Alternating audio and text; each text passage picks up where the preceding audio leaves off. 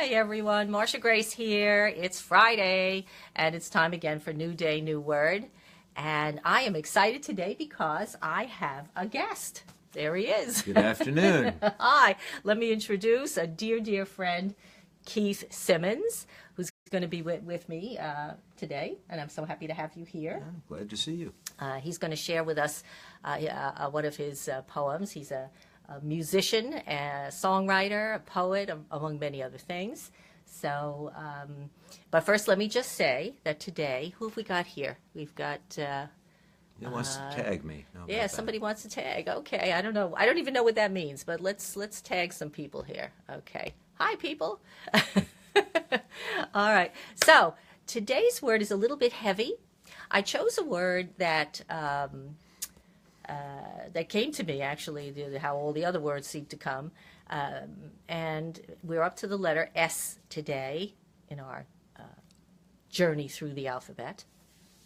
So the word today is suffering.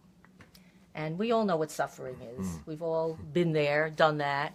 And so I think we're familiar with it. But, you know, as I always like to do, I like to come from a different perspective. So to set us up for this, I want to ask you, Keith, to share with us, if you will, one of his many talents is to write haiku. Haiku is, tell everybody what a haiku is.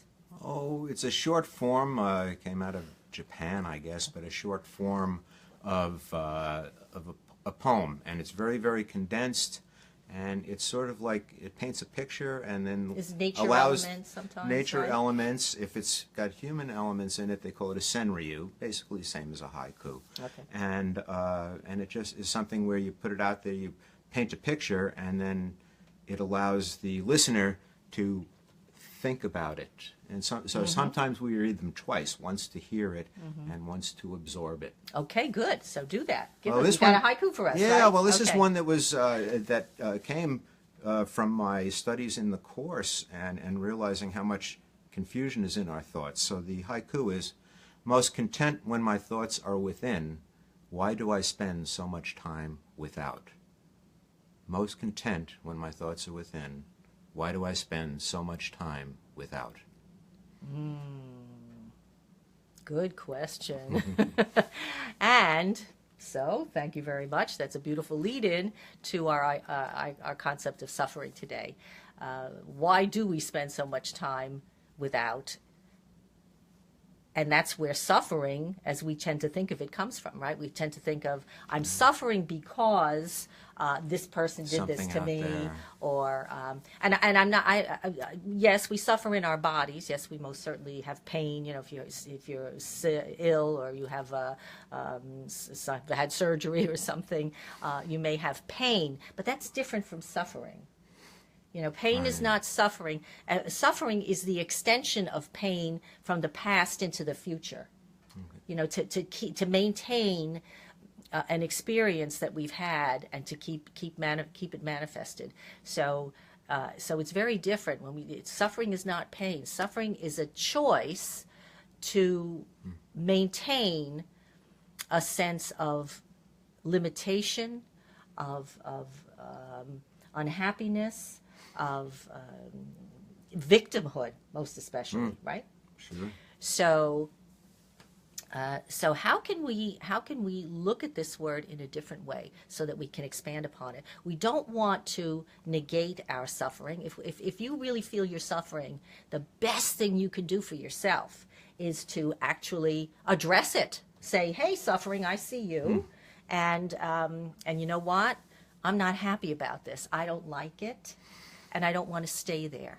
So the choice for suffering is a choice. It's a choice that we make to maintain that experience. It's not because something happened to me out there and now I'm a victim of it. Yes, something happened. Yes, it seems to have impacted me. But do I have to drag that around like a rock, over my shoulder for the rest of my life? Sure. That's the choice that we can make. So, do you have any other thoughts on suffering that you'd like to share with our folks?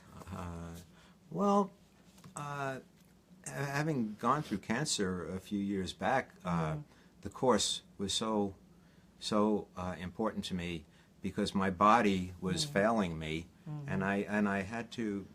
The Course allowed me to say, well, my body's going to do what it's going to do, because my ego or whatever has brought issues into my physical being, but Right. my soul, my spirit doesn't have to be affected by that.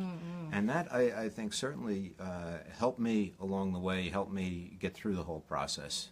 Right. Very critical, probably one of the biggest impacts on my life of, awareness that came through from Course studies.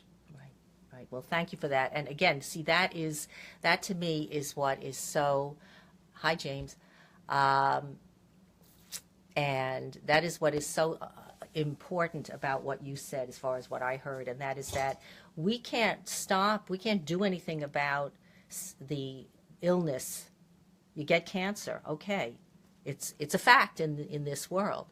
What we do have control over is how we get through it. No question. Yeah, and so that makes all the difference in the experience. So, I hope you enjoyed our little discussion of suffering today. And I wish you a happy, joyous weekend. I am celebrating, by the way. I just want to tell everybody. Yes. I am celebrating by going to a place called 89 North tomorrow night in Patchogue to see a great group called 45 RPM. They play all the oldies. So I'm going to dance my little brains out. And